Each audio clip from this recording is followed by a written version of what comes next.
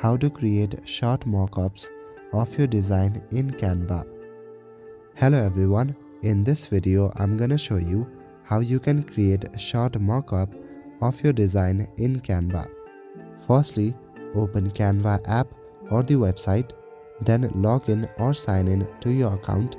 Click on create a design and select your canvas size. Right now I'm just gonna go to social media and then to Instagram. Here I have taken a ratio of Instagram post.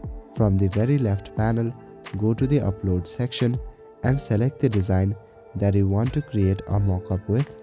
Once you uploaded your design, then at the top panel you will see the option edit. Click on it. Now on the right side, scroll down.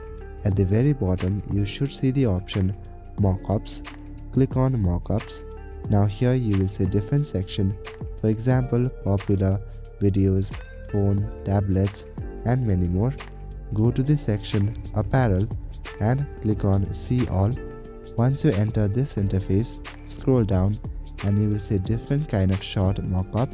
Select the one that you like and your design will be automatically updated. As you can see here, my design has been applied into this t-shirt.